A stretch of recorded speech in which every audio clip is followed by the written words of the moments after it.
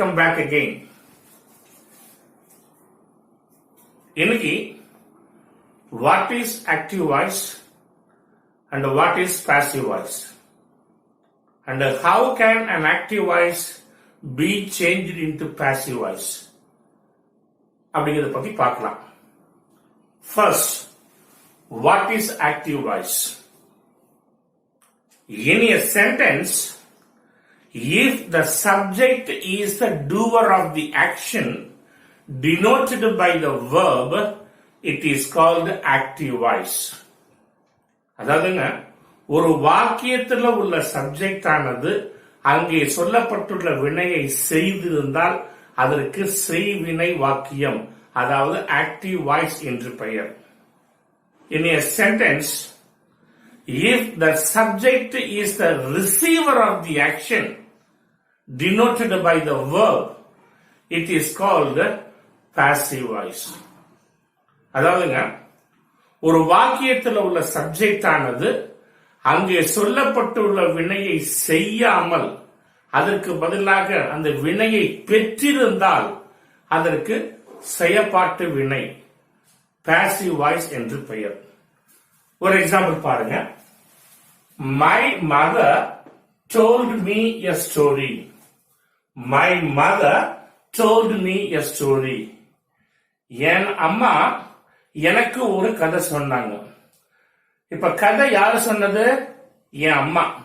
அப்ப அம்மாங்கிறதா சப்ஜெக்ட்.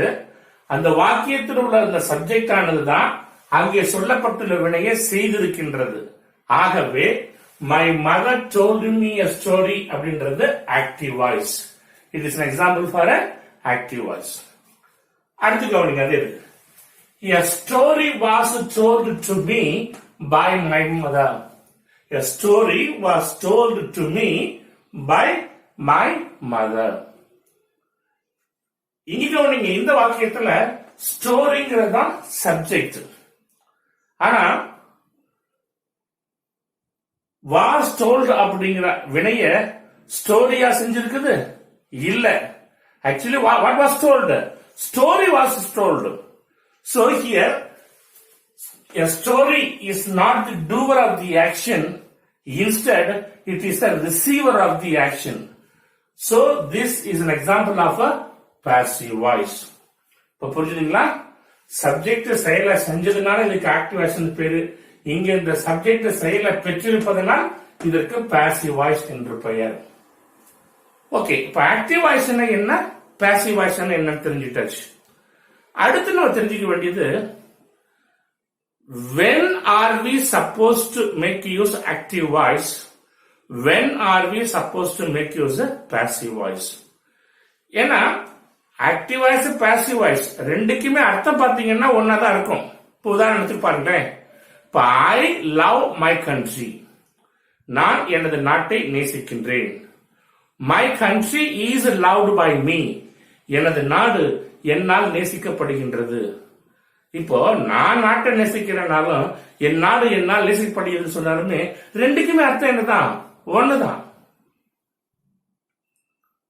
அதனாலதான் நம்ம எப்ப ஆக்டிவ் வாய்ஸை பயன்படுத்தி பேசணும், எப்ப பாசிவ் வாய்ஸை பயன்படுத்தி பேசணுங்கிறது தெரிஞ்சுக்கணும். See, if you want to give preference to the subject, if you want to give importance to the doer of the action, if you want to give importance to the doer of the action, அதாவது நீங்க ஒரு செயல சொல்லும் பொழுது என்ன செய்யப்பட்டிருக்கிறது என்பதை விட யாரு செஞ்சா அப்படிங்கிறதுக்கு நீங்க இம்பார்ட்டன்ஸ் கொடுக்க நினைச்சீங்கன்னா you must make use active voice. யாரு செஞ்சாங்கிறத விட என்ன செய்யப்பட்டிருக்கிறது அப்படிங்கிறதுக்கு இம்பார்ட்டன்ஸ் கொடுக்க நினைச்சீங்கன்னா you must make use passive voice. இப்ப கவனிங்க, Eugene has bought a new car. Eugene has bought a new car. நான் யாரு Eugene ஒரு நியூ கார் வாங்கியிருக்கிறான்.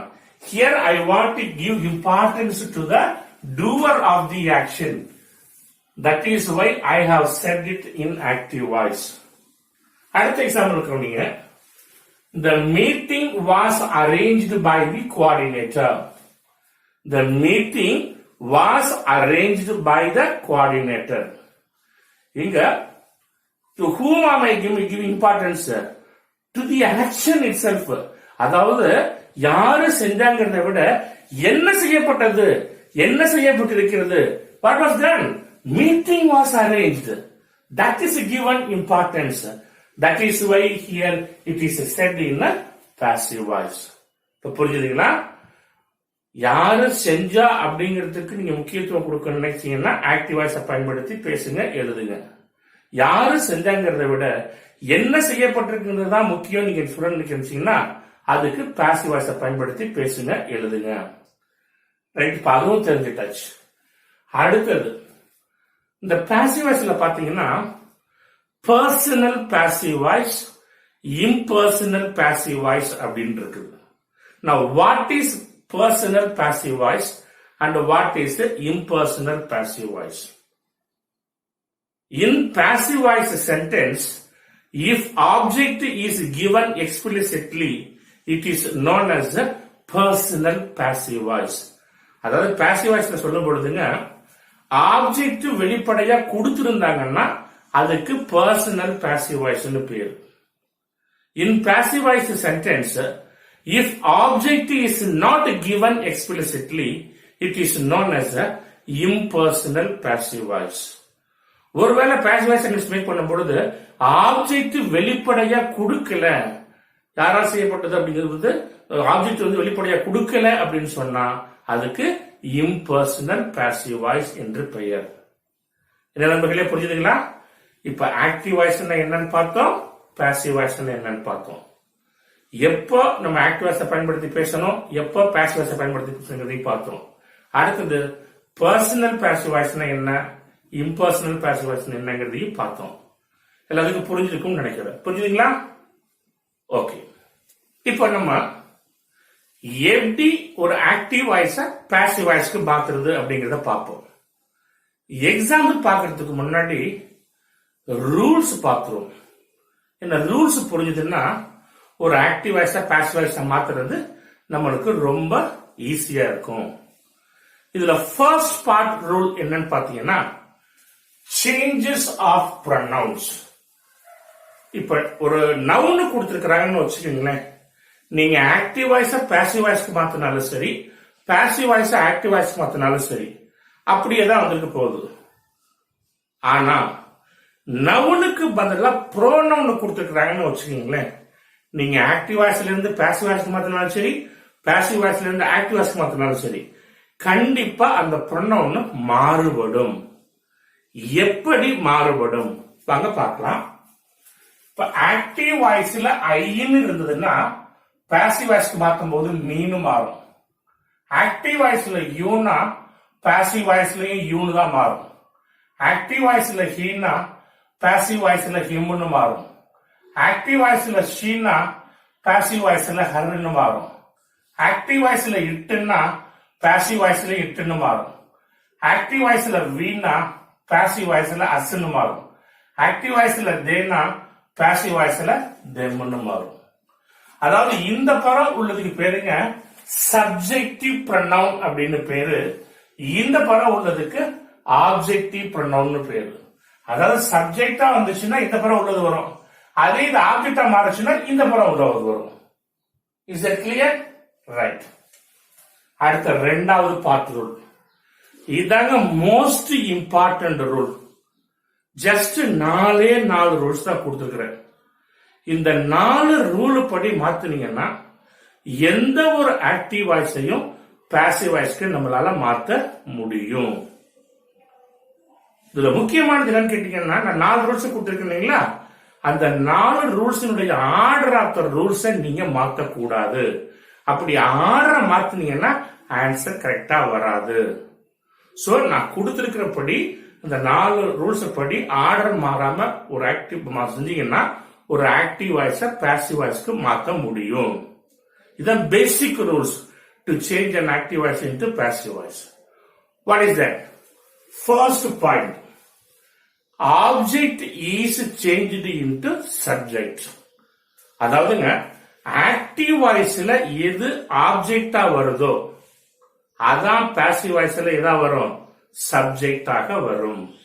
ரெண்டாவது point, accordingly auxiliary verb is used. அப்படின்னு என்னன்னா, அந்த ஆப்ஜெக்ட சப்ஜெக்டா மாத்திரம் இல்லைங்களா, அந்த சப்ஜெக்டுக்கு ஏற்பவும் மேலே ஆக்டிவ் வாய்ஸ்ல கொடுக்கப்பட்டிருக்கக்கூடிய டென்ஸுக்கு ஏற்பவும் ஆக்சிலரி வெர்பை பயன்படுத்தணும். இப்ப நான் சொல்லி எக்ஸ்பிளைன் பண்ணிடுறேன். நான் எக்ஸாம்பிள் எழுதும் போது உங்களுக்கு ஒவ்வொன்றையும் தெளிவா புரிய வைக்கிறேன். அடுத்து மூணாவது பாயிண்ட் பாத்தீங்கன்னா, main verb is changed into past participle. டென்ஸை பொறுத்த வரைக்குங்க, பெர்ஃபெக்ட் டென்ஸுக்கு மட்டும்தான் பாசிவ் வாய்ஸ் வரும், பாஸ்ட் பார்ட்டிசிபிள் வரும். ஆனா வாய்ஸை பொறுத்த வரைக்கும் அது எந்த டென்ஸா இருந்தாலும் சரி, கண்டிப்பா மெயின் வெர்ப் இதுல மட்டும்தான் வரும், பாஸ்ட் பார்ட்டிசிபிள்ல தான் இருக்கணும். அதாவது வெர்பல் ஃபார்ம் 3ல இருக்கணும்.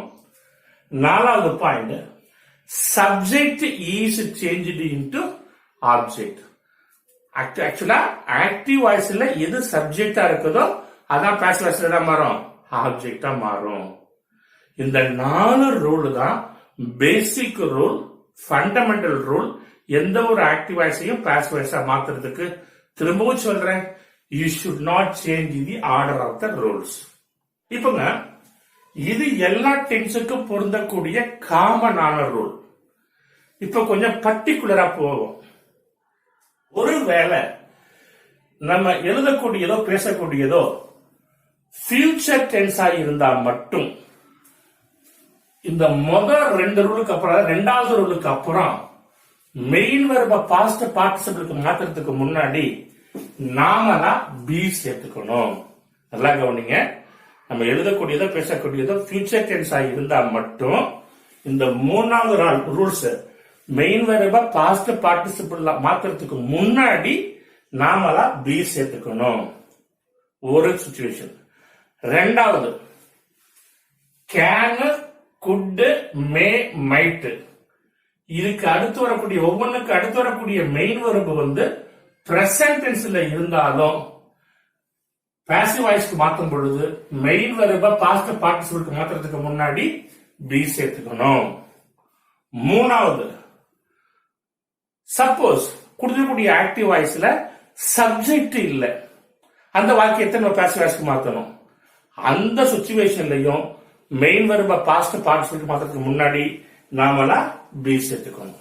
புரியுதுங்களா? மொத்தம் 3 சிச்சுவேஷன். அடுத்தது, ஒருவேளை நம்ம எழுதக்கூடியதோ பேசக்கூடியதோ கண்டினியூஸ் டென்ஸா இருக்குன்னு வச்சுக்கோங்களேன், மெயின் வெர்ப பாஸ்ட் பார்ட்டிசிபிளுக்கு மாத்துறதுக்கு முன்னாடி நாமளா பீயிங் சேர்த்துக்கணும். மறுபடி 3வது ரூல் 4வது ரூல் பாசிவ் வாய்ஸா மாறிடும். ஒருவேளை நம்ம எழுதக்கூடியதோ பேசக்கூடியதோ பெர்ஃபெக்ட் டென்ஸ்னு வச்சுக்கோங்களேன், முதல் 2 ரூல்ஸ் படி மாத்திக்கிட்டு மெயின் வெர்புக்கு முன்னாடி நாமளா பீயிங் சேர்த்துக்கணும். மறுபடியும் 3வது ரூல் 4வது ரூல் பாசிவ் வாய்ஸா மாறிடும். இதாங்க பேசிக் rule to change any active voice into passive voice. புரிஞ்சுதுங்களா ரூல்ஸ்? ரைட். அடுத்து பாத்தீங்கன்னா மொத்த டென்ஸ் வந்து 12ங்க. இப்ப 12 டென்ஸையுமே நம்மளால பாசிவ் வாய்ஸ்க்கு மாற்ற முடியுமா அப்படின்னா முடியாது. 12 டென்ஸ்ல 8 டென்ஸை மட்டும்தான் நம்மளால பாசிவ் வாய்ஸ்க்கு மாற்ற முடியும். அந்த 8 டென்ஸ்லயும் டிரான்சிட்டிவ் வேர்ப் உள்ள வாக்கியத்தை மட்டும்தான் நம்மளால பாசிவ் வாய்ஸ்க்கு மாற்ற முடியும். மீதம் உள்ள 4 டென்ஸை நம்மளால பாசிவ் வாய்ஸ்க்கு மாற்றவே முடியாது, even if there is a transitive verb. அது 4 டென்ஸ் என்னென்னு கேட்டீங்கன்னா, future continuous, present perfect continuous, past perfect continuous, future perfect continuous. இந்த 4 டென்ஸையும் நம்மளால பாசிவ் வாய்ஸ்க்கு மாற்றவே முடியாது. மீதமுள்ள 8 டென்ஸையும் நம்மளால பாசிவ் வாய்ஸ்க்கு மாற்ற முடியும். ஓகேங்களா? இந்த ஆக்டிவ் வாய்ஸ பாசிவ் வாய்ஸா மாத்துறதுலயே நான் மொத்தமா 10 மாடலா பிரிச்சிருக்கிறேன். அந்த அப்படின்னா 10 மாடலா சார்? அப்படின்னா என்ன சார் கேட்கலாம். அதாவது ஒரு model will differ from the other model. Some differences will be there. அதனாலதான் என்னென்னங்கிறத நான் நடத்தும் போது புரிஞ்சுக்கும். சோ இன்னைக்கு நாம ஃபர்ஸ்ட் மாடலை பார்ப்போம். இந்த ஃபர்ஸ்ட் மாடல் மட்டும் நான் உங்களுக்கு டென்ஸ் வைஸா நடத்துறேன். அப்படின்னா என்னன்னு கேட்டீங்கன்னா, நான் சொன்னேன் இல்லைங்களா, மொத்தம் 8 டென்ஸா மட்டும்தான் நம்மளால பாசிவ் வாய்ஸ் மாற்ற முடியும், மீதம் உள்ள 4 டென்ஸா மாற்ற முடியாதுன்னு சொல்லியிருந்தேன். அதனால இந்த 8 டென்ஸையும் மட்டும் ஒவ்வொரு டென்ஸா எடுத்துக்கிட்டு எக்ஸாம்பிள் பார்க்கலாம். ஆரம்பிக்கலாமா? ரைட். First model 1.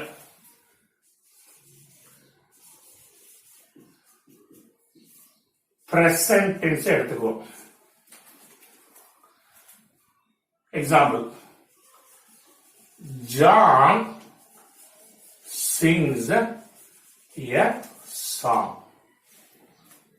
இப்ப என்னுடைய ரூல்ஸ் படி நீங்க புரிஞ்சிட்டு மாத்தணும்னா, first what you must do is that you must identify the sentence pattern. இப்ப John அப்படிங்கிறது சப்ஜெக்ட், sings அப்படிங்கிறது verb, a song அப்படிங்கிறது ஆப்ஜெக்ட். இது ஆக்டிவ் வாய்ஸ். இப்ப நம்ம இதை எப்படி பாசிவ் வாய்ஸ்க்கு மாத்துறது? இதோ ரூல்ஸ் கொடுத்துருக்கிறேன், பார்த்தலாமா? ஓகே. முதல் பாயிண்ட் என்ன? Object is changed into subject. அதாவது ஆக்டிவ் வாய்ஸ்ல எது ஆப்ஜெக்டா இருக்குதோ அதான் பாசிவ் வாய்ஸ்ல சப்ஜெக்டாக வரும். அப்ப a song. ரெண்டாவது பாயிண்ட் என்ன? accordingly auxiliary verb is used. அப்படின்னா என்ன அர்த்தம்? இந்த ஆப்ஜெக்ட் சப்ஜெக்ட் ஆகிட்டீங்களா, இந்த சப்ஜெக்டுக்கு ஏற்பவும், நல்லா கவனிச்சுங்க, மேல ஆக்டிவ் வாய்ஸ்ல உள்ள சப்ஜெக்டுக்கு ஏற்ப கிடையாது. இந்த ஆப்ஜெக்ட சப்ஜெக்டா மாத்திக்கொண்டீங்களா, இந்த சப்ஜெக்டுக்கு ஏற்பவும் இங்க உள்ள ஆக்டிவ் வாய்ஸ்ல உள்ள verb எந்த டென்ஸோ அந்த டென்ஸுக்கு ஏற்பவும் ஆக்சிலரி verb போடணும்னு அர்த்தம். இப்ப இங்க சிங்ஸ்ங்கிற டென்ஸ் பிரசன்ட் டென்ஸ், சாங்ங்கிறதுக்கு ப்ரொனவுன் என்ன? ஏன்னா நான் டென்ஸ் நடத்தும் போது ப்ரொனவுன் தான் சப்ஜெக்டா வச்சு நடத்தினேன். இப்ப சாங் அப்படிங்கிறது வந்து ப்ரொனவுன் வந்து இட். அப்ப இட்டுக்கு பிரசன்ட் டென்ஸ்ல ஆக்சிலரி verb வரும் ஈஸ். மூணாவது பாயிண்ட் என்ன? மெயின் வெர்பா பாஸ்ட் பார்ட்டிசிபிளா மாத்தணும். Singh, sang, sung. நாலாவது பாயிண்ட் என்ன? சப்ஜெக்டா ஆப்ஜெக்டா மாத்தணும். ஜான் இருக்குது, பை ஜான்.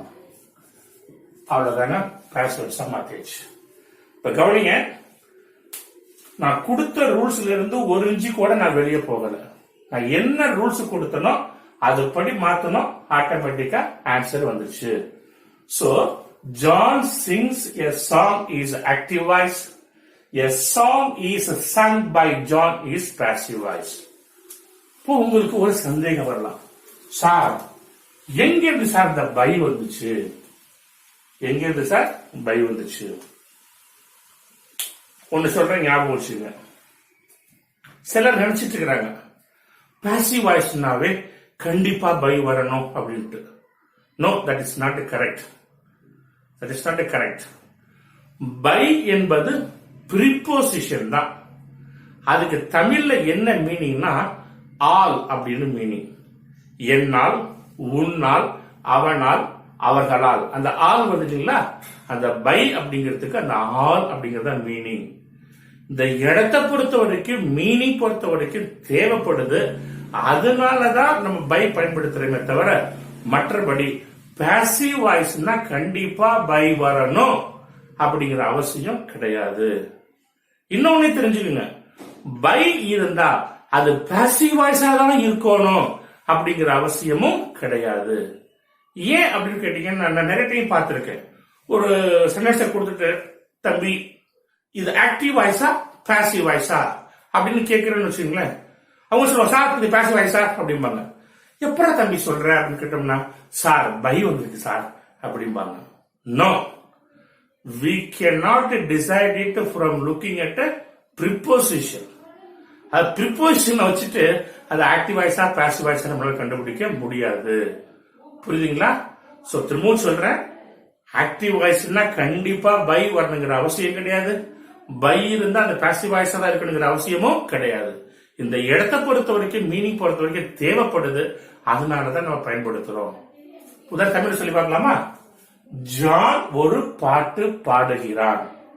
ஒரு பாட்டு ஜானால், ஜானால் அந்த ஆள் வருது இல்லைங்களா, அதான் பாடப்படுகிறது. அதுக்காக தான் நம்ம பை பயன்படுத்துறோம். புரியுதுங்களா? ரைட், இன்னொரு எக்ஸாம்பிள் பார்க்கலாமா? Peter writes some letters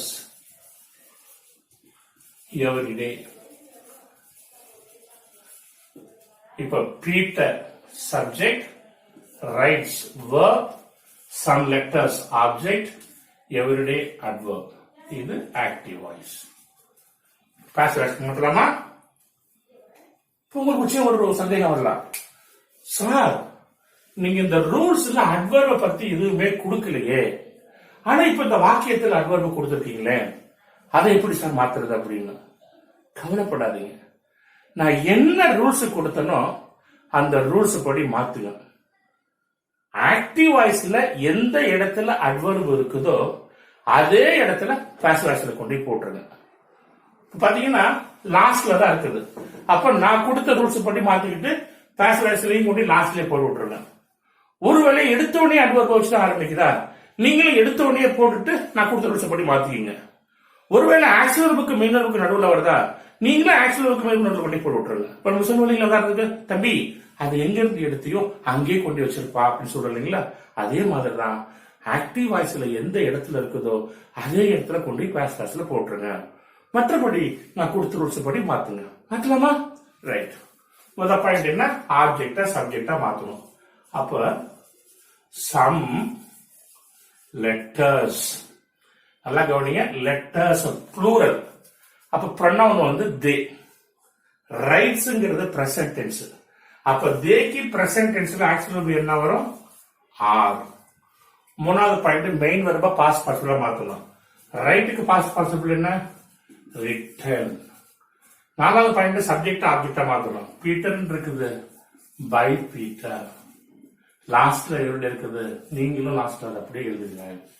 so Peter writes some letters everyday அப்படிங்கிறது active voice. Some letters are written by Peter அப்படிங்கிறது பாசிவ் வாய்ஸ். புரியுதுங்களா? ரைட். அடுத்து பாஸ்ட் டென்ஸ் பார்க்கலாம். Past tense, she met her friend last week. இப்போ she subject, met verb, her friend object, last week object. இப்போ முதல் point ஆப்ஜெக்ட சப்ஜெக்டா மாத்தணும். her friend இருக்குது, அப்படியே எடுத்துக்கோம். her friend, ஃப்ரெண்டுக்கு ப்ரொனவுன் வந்து ஹியாவும் இருக்கலாம் ஷியாவும் இருக்கலாம். மெட்டுங்கிறது பாஸ்ட் டென்ஸ். அப்போ ஷீக்கு பாஸ்ட் டென்ஸ் ஆக்சுவல் என்ன வரும், வாஸ். மெட்டுக்கு பாஸ்ட் பார்ட்டிசிபிள் என்ன, மெட். நாலாவது பாயிண்ட் சப்ஜெக்ட் ஆப்ஜெக்டா மாத்தணும். போன ரெண்டு எக்ஸாம்பிளையும் பார்த்தேங்க, நவுன் கொடுத்திருந்தோம் அப்படியே பயன்படுத்திட்டோம். ஆனா இங்க கவனிங்க, ப்ரொனவுன் இருக்குது, அப்ப ஷீன் இருக்குது, அப்ப எப்படி மாறும், ஹர்ன்னு மாறும். அப்ப by her last week. So she met her friend last week is an active voice. Her friend was met by her last week is a passive voice. அடுத்த example, my friend asked my help. இது active voice.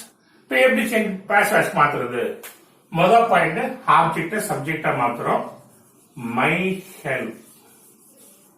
ரெண்டாவது point actual போடணும், ஹெல்ப்புக்கு pronoun it, ஆஸ்க்டுக்கு past tense, அப்போ was. ஆஸ்க்டுக்கு past participle asked. Subject ஆப்ஜெக்டா மாத்தணும், by my friend. So my friend asked my help அப்படிங்கிறது active voice. My help was asked by my friend அப்படிங்கிறது passive voice. அடுத்து future tense. I shall invite you for my birthday party.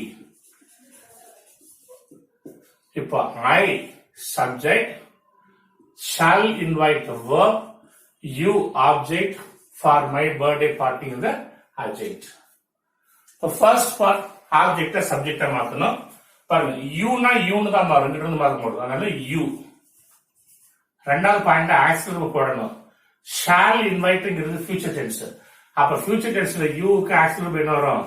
Will. இப்ப இங்க நல்லா கவனிங்க, additional rules கொடுத்தேன். என்ன கொடுத்தேன்? ஃபியூச்சர் டென்ஸ்னாவே மெயின் வெர்ப மாத்துறதுக்கு பாஸ்ட் பார்ட்டிசிபிளுக்கு மாத்துறதுக்கு முன்னாடி நம்மளா பி சேர்த்துக்கணும்னு சொல்லி சேர்த்துக்கிட்டாச்சு.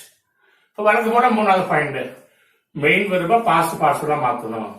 இப்ப இதுல இன்வைட் அப்படிங்கறத மெயின் வெர்ப், அப்ப இன்வைட்டட். நாலாவது பாயிண்ட் சப்ஜெக்ட் ஆப்ஜெக்டா மாத்தணும், by me.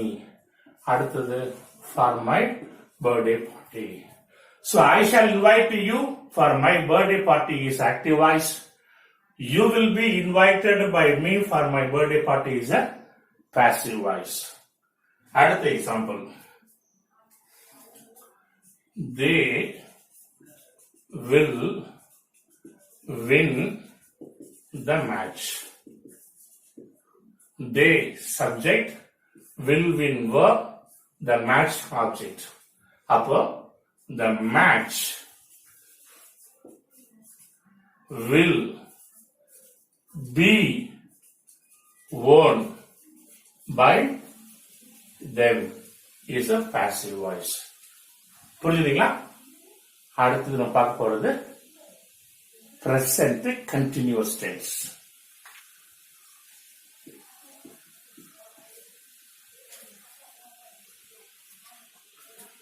I am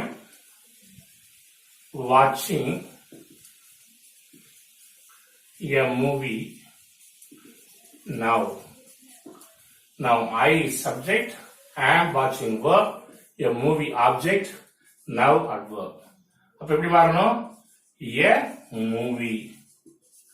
I am watching is present continuous tense. மூவிக்கு pronoun it. அப்ப itக்கு present continuous action வேணும் வரும் is. இப்ப நல்லா கவனிங்க அடிஷனல் ரூல. கண்டினியூஸ் டென்ஸ்னாவே நாமெல்லாம் மெயின் வெர்புக்கு முன்னாடி என்ன சேர்த்துக்கிட்டு சொல்லிக்கிறேன்? பீயிங். திருப்பி மெயின் வெர்ப பாஸ்ட் பார்ட்டிசிபிளா மாத்தணும். வாட்சிங்க்கு பாஸ்ட் பார்ட்டிசிபிள் என்ன? வாட்ச்ட். சப்ஜெக்ட் ஆப்ஜெக்டா மாத்தணும், by me now. So I am watching a movie now is active voice. A movie is being watched by me is a passive voice. அடுத்து கவனிங்க, இந்த woodcutter is cutting down the trees. The woodcutter subject, is cutting down verb, the trees object. The trees plural. அதெல்லாம் என்ன வரணும்? are. கண்டினியூஸ்க்கு நம்ம என்ன சேர்த்துக்கணும்? being. கட்டுக்கு பாஸ் பாஸ் கட்டுதான். அப்ப cut down by the woodcutter. So the woodcutter is cutting down the tree is active voice. The trees are being cut down by the woodcutter is a passive voice. அடுத்து past continuous tense.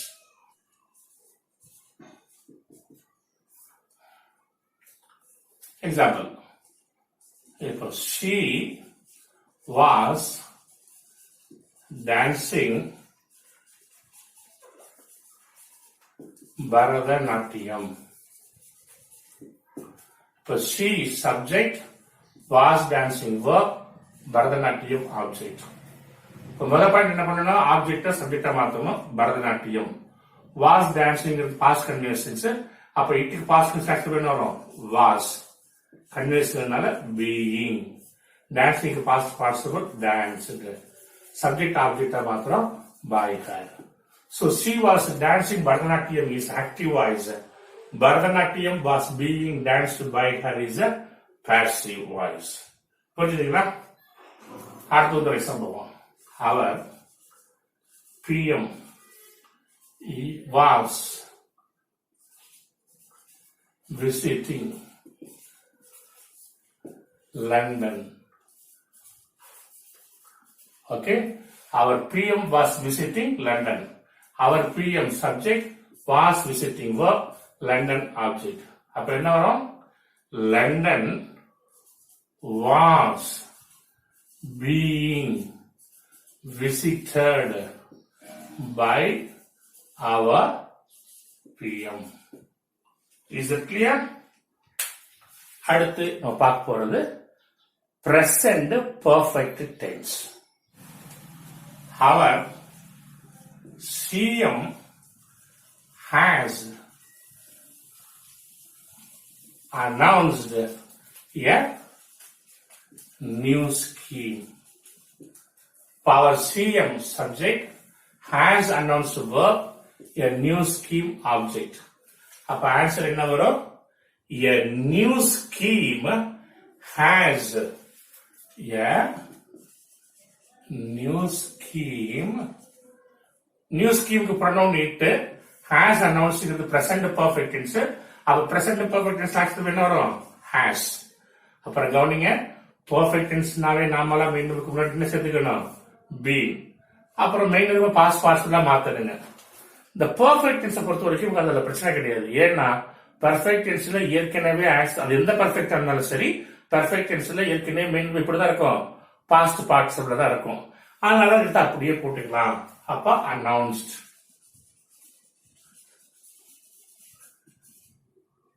by our CM. So our CM has announced a new scheme. A new scheme has been announced by our CM. அடுத்தது, you have answered all the questions correctly. Okay, you have answered all the questions correctly. You subject, have answered verb, all the questions object, correctly adverb. அப்ப answer என்ன வரும்? all the questions plural, அதனால have. So all the questions have been answered by you correctly. புரியுதுங்களா? Right, அடுத்து பார்ப்போம்.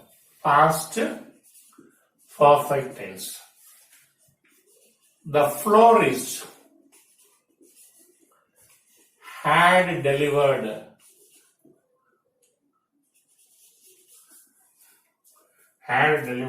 flowers to my office. Okay, the florist had delivered flowers to my office.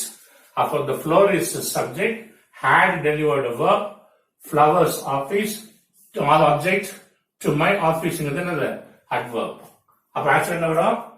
flowers had been delivered by the florist to my office. At the another example, I had sharpened my pencil. I had sharpened my pencil. And I had used it to sketch the diagram. Okay, I had sharpened my pencil and I used it to sketch the diagram. Which one? Okay, அதே ரெண்டு வாக்கியம் இருக்குது. ஒன்னு, I had sharpened my pencil அப்படிங்கிறது ஒரு வாக்கியம். I used it to sketch the diagram இன்னொரு வாக்கியம். இது பாத்தீங்கன்னா காம்பவுண்ட் சென்டென்ஸ். இது எப்படி சார் மாத்துறது? ஒன்னும் இல்லைங்க, நான் என்ன ரூல்ஸ் கொடுத்தாலும் அதை அப்படியே மாத்தீங்க, ஒரு பிரச்சனையும் கிடையாது. அப்ப என்ன வரும்? My pencil had been sharpened by me. பதம் மாட்டோமா? முடிஞ்சிச்சு. கிரியேட்டிவ் வேர்ட் அண்ட் இருக்குதா? நீங்களும் அங்க போட்டுங்க. திருப்பி பழைய மாதிரி தான். I used it to sketch the diagram வரும். அப்ப என்ன?